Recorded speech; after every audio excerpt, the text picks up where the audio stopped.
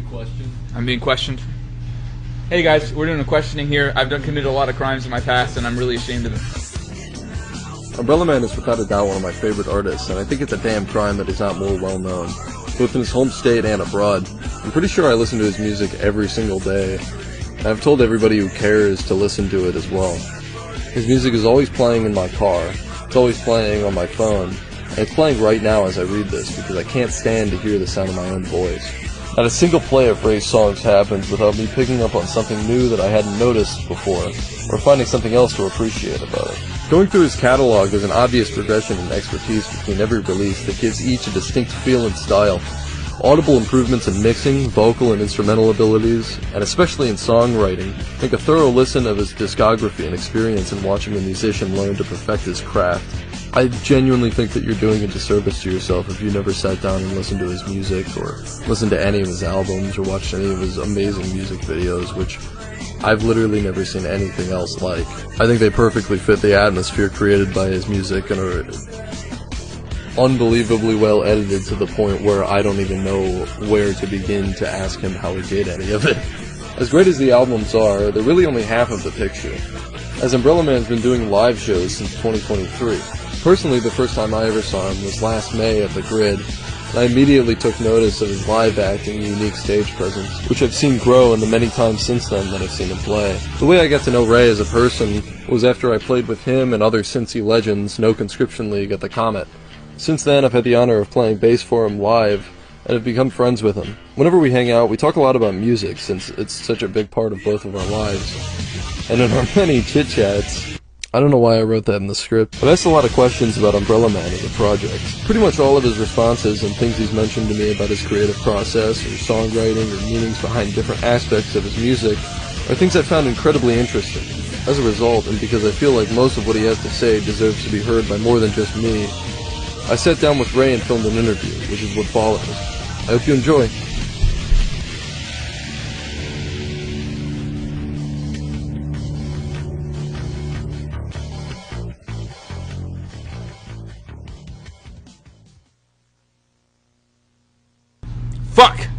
Fuck, we'll do it live! We'll do it live! Fuck it! Basically, standard kind of experience, I would hear EDM off of Monster Cat and stuff, and I was like, man, I really want to make this kind of stuff. There was like some Sonic fan game that sounds like I really liked or something. I was it was kind of interest. But from that, I think I found a note block Minecraft editor, and made little terrible tunes, and then from there I then found out about FL Studio, and then I became obsessed. I think there was some video of Avicii. He was like making some song in FL. I was like, I want to use that. That looks cool. And then I got a copy of FL Studio. I made a song in the demo. This is February 1st, so February 1st will be 10 years. I just made a terrible electronic song, uploaded it to Newgrounds, and then from there I just kept doing it. And it's gone through all the phases, and somehow it mutated into Umbrella Man. I don't even know. I want to say it was probably after I discovered like 9 Inch Nails and stuff, like proper, and got into the Downward Spiral. I had just this increasing urge. I guess I had it a little before, because my music turned more industrial around like 2017. I had this urge to add guitar and vocals to the mix. And the first guitar I had was this. It was called. It had Johnson as the name on it. It was a blue guitar. It had Johnson on the name. It was from like Toys R Us or something. It was in someone's closet. It sounded terrible, but it worked. The jack was constantly giving out. I was using a Rocksmith guitar to USB to record it, and that was a start. I literally. And before that, I had an acoustic guitar, and I think the song off the album "No One Cares," "Everyone Is Watching." Well, that was my first thing I came up with on guitar. It literally goes da na na na na na na, because that's literally all I could do.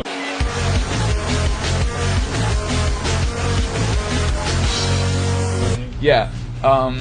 So yeah, from there I just eventually I got the guitar I've been using ever since, which was from a friend in high school's closet, and then I just got into the world of guitar from there. I don't know. I had the urge to after making electronic music. And guitars just happened to fucking fall from the ether. I don't know. It was just destined to be.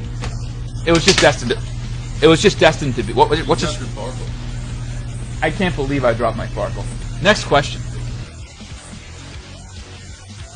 I thought of this. I can kind of make kind of a comprehensive list here of all the artists I like. First one, most people are going to notice that they're always going to point out Nine Inch Nails, and then the other one, that kind of not as much now, but they'll say Nirvana, which, you know, love Nine Inch Nails, listen to way too many albums, probably listen to too much Nirvana as well, but I would say in addition to all of that, and I would say these are bigger influences. Honestly, unironically, Deadmau5. Like, legit, Deadmau5 got me into, like, seriously thinking about music and listening to albums and just the way he would approach atmosphere. On the electronic side, I'll just keep going. Aphex Twin. I fucking love Aphex Twin. The Prodigy. I heard that shit when I was 5 in some stick figure game, and it was the coolest shit to me ever. Still the coolest shit to me to this day. Boards of Canada I like, but I mean that's kind of a later thing. Again, the music off of Monster Cat, I listen to that shit way too much. And then more the rock area, I mean, kind of the standard list of stuff, all the new metal bands, Korn, System, Deftones, a little bit of Mudvayne, a little bit of Kitty. And then I liked a lot of noise rock, that early influences like Slater Kenny. People, they're controversial now, but Daughters I did like for a bit. Street Sects, Show Me the Body, shout out Show Me the Body. God, and then I like other grunge bands too, Alice in Chains, Stone Temple Pilots. That's basically the mesh of influences happening. It's a big soup. At one point it might have been simpler, but now it's just a big pot I'm stirring around of other people's sounds that I took. I was like, I want to do that. It's like the ingredients list. It's like the ingredients list on a Pepsi can. And this absolutely scrumptious monster. Basically, just like take 90s, 2000s music, just slam it all together into one pot. Oh, also Bjork. I forgot to mention Bjork. Shout out Bjork. Radiohead as well. Well, I had a Radiohead phase. God, I listened to Kid A and Amnesiac way too much. Anyways, next question. Well, I obviously I went from fucking the standard video game soundtrack, gamer EDM, to like, you know, actual electronic music that's more not actual. I don't mean actual to discredit it, but just, you know, more serious electronic music. Then I went industrial, then I went to grunge. Nowadays, I find myself enjoying a lot more ambient music. Again, I love Aphex Twin. But then I'll also enjoy, like, I'm kind of getting more of a taste for more extreme forms of metal. I would say it's kind of, and then also I guess some 90s hip hop as well. For some reason, I like Wu-Tang and Mobb Deep a lot more now than I used to was. But yeah, I would say it's shifted that kind of way. I guess I would say my palette has broadened quite a bit.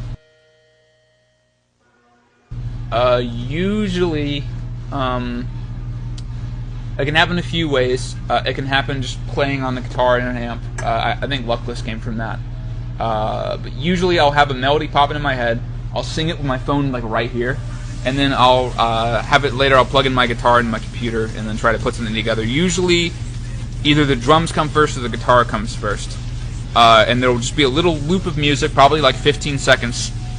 And if I can get that loop of music to sound satisfying, mixing-wise, production-wise, it then goes into actually writing all the other blocks of music out, which then eventually becomes a full song. I'll have lyrics, I'll record them, melodies will pop up. That's kind of the basic process, but it's really just obsessive chipping away to complete the arrangement. Oh, fuck. You know, I really like Better Than off of No One Cares. It's such a simple little song. That's one that I like. I haven't played much live, but I'd be down to play live more. Off of N.A.? Favorite song off N.A.? I really like Not Applicable. That song's just so brutally depressing. Throwaway is one I always like to play live because it's just such a... I was listening to the Pixies at the time, and it's just such a simple pop song all the way through. And then No Want No Need. Favorite song off No Want No Need. I hate that album. That album sucks. I would say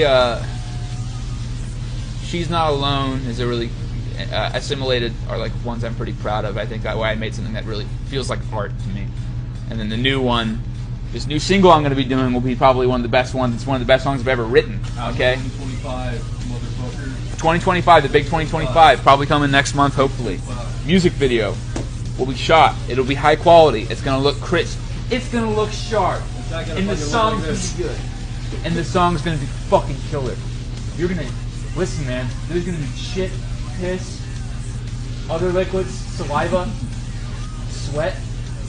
Maybe a little blood. You'll vomit and shit at the same time hearing the song. It's so good. I'm pissing myself talking about it.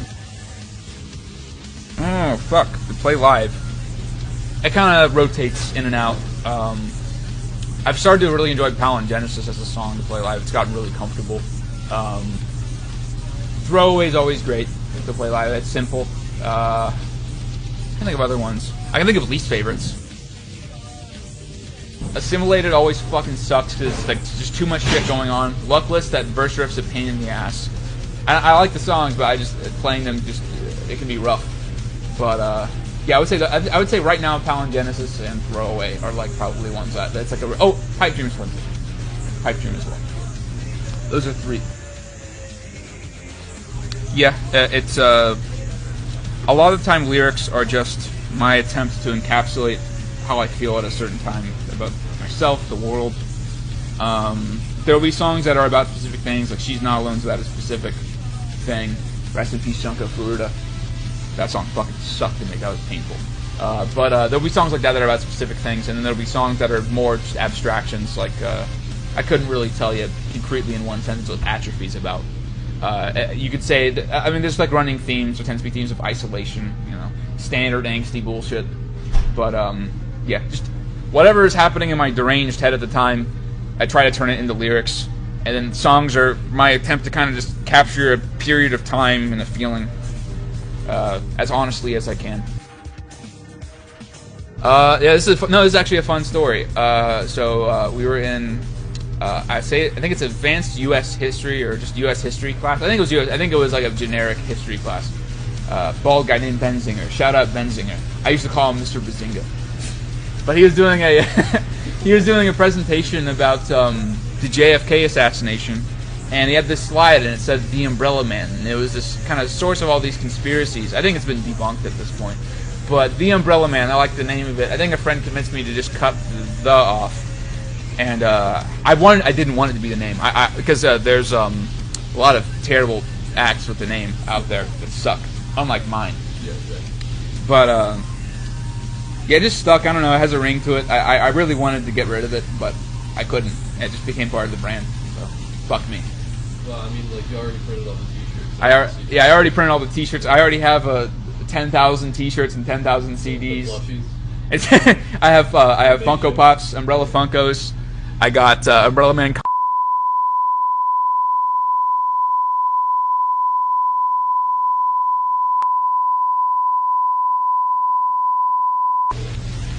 You're cutting that part out because that was fucked up.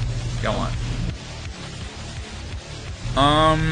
There was, like 2018, I want to say 2017, there was this sentiment, which is funny because I used to feel the opposite. So people would always say when they're making electronic music, that's not real music. Where's the guitars? Where's that stuff? And I hated that. I was mad at it. But I think around 2018, there was this sentiment in the world of music. You can't make rock music anymore. You can't make guitar stuff anymore. And this is when I was getting into it. There was kind of this idea, that it's a dead genre. There's nothing left to do with it. And I disagreed with that. I thought, no. There's a way you can make something that feels new now, that's relevant to now with this style of music. And I think that was always kind of the MO of Umbrella Man. It's like, is there a future for the genre? If so, what would it sound like? And every Umbrella Man album is in some way, shape, or form kind of an attempt to push that whole, art form forward and what I think is forward. Yeah. Yeah, the first, I heard all this noise rock. I loved it. I loved how loud and abrasive it was.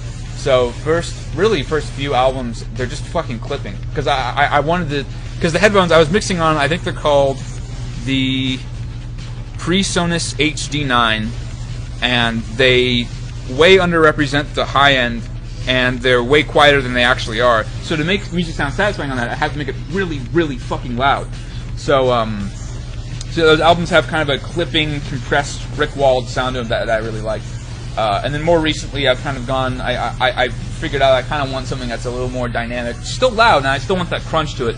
Especially because I have new headphones. It's the industry standard. They're the Sony MDR 7 something. Like that's the name of them. Yeah, that's what they look like. I use those headphones. But yeah, I mix on cans because I want to hear the sounds very directly. But and then just like style-wise, like I just wanted to make this weird electronic fusion thing, And then second album, I wanted to strip back all the layers and make a really just simple kind of rock thing. And I brought them back in, No Need, and now I'm just wanting to make it really mean. I just take whatever sound I had earlier and just make it vicious and mean. That's the progression. Like Sid, yeah. What? Like Sid. Like Sid Vicious. Yeah. I like when Freddie Mercury called him Simon Ferocious, and he really hated that. What a dumbass. I mean,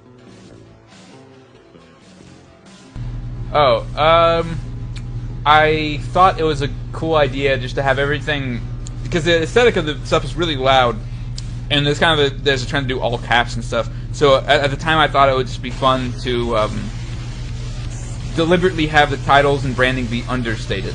I felt it feels a bit subliminal. It feels, and nowadays everyone's fucking done it, but I was ahead of the curve. 2018, 2019, okay, people weren't doing it as much back then.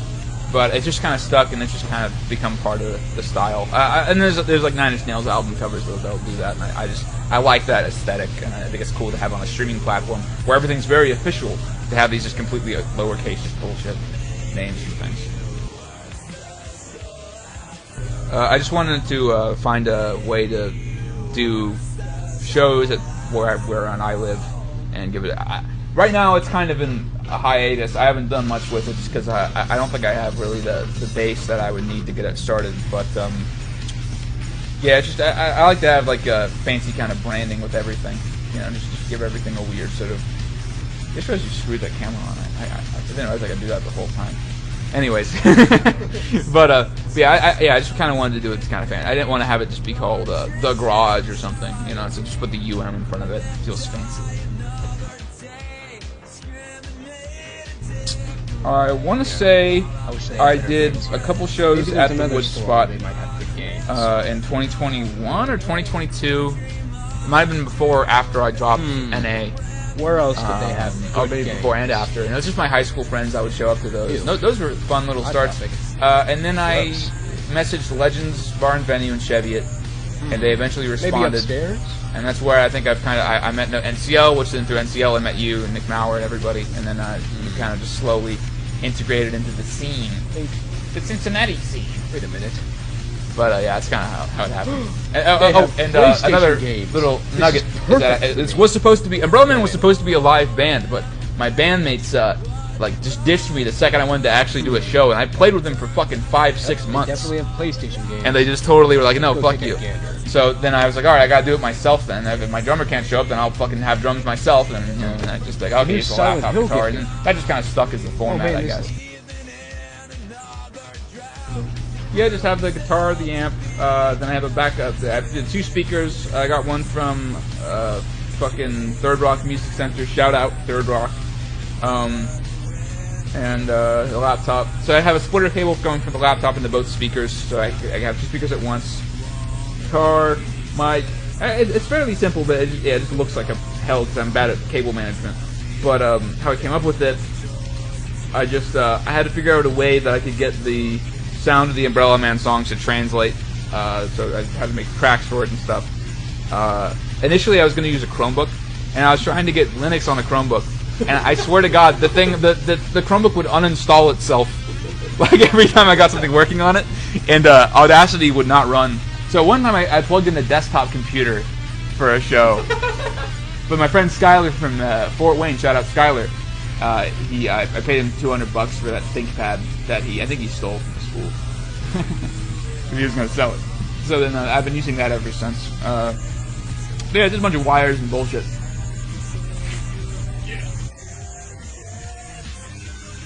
I love, for the camcorder stuff, I just love, like, Jackass, CKY, like, fisheye aesthetics. I like how pale and fucked the colors look.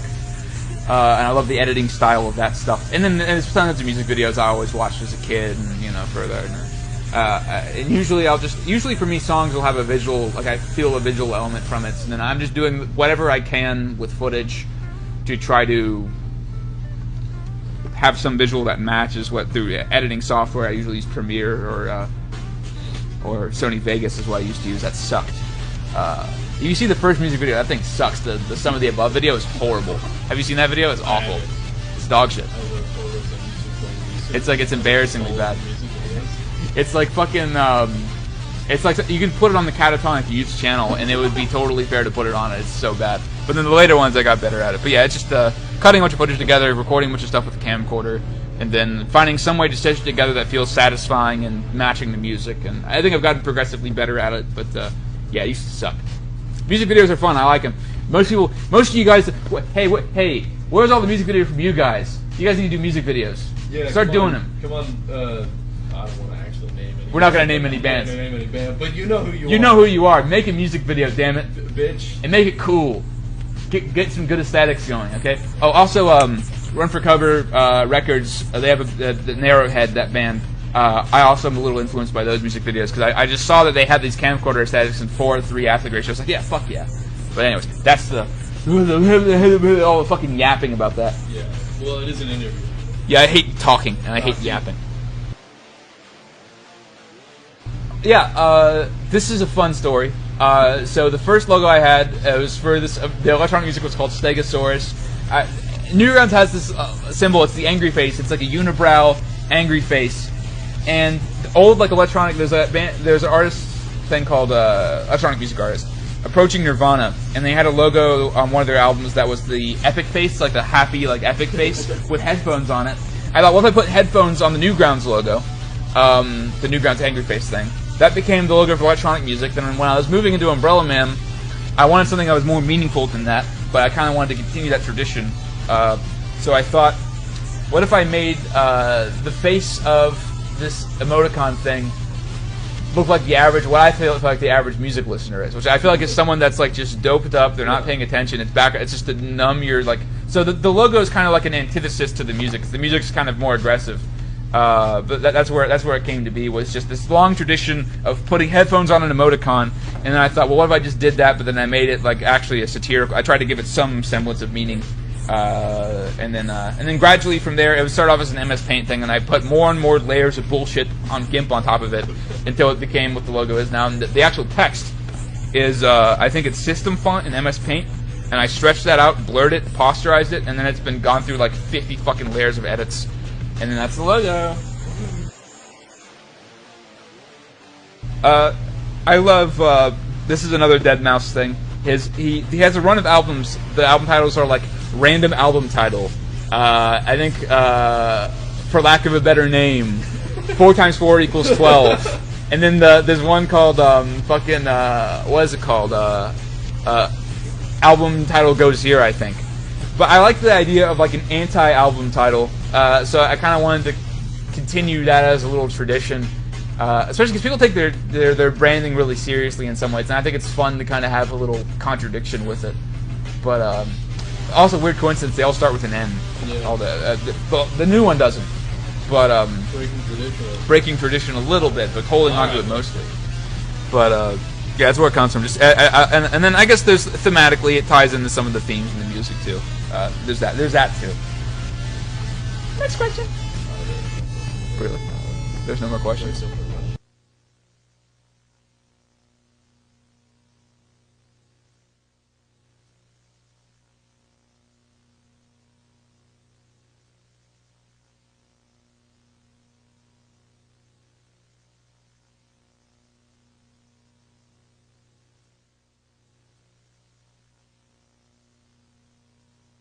Oh, hello? Hey, what's going on, guys? Ready for the tour? We got Stratocaster Squire that came from a closet. Thank you, River. It's a Squire Strat. I have the word welcome on it, so I call it the Welcome Strat.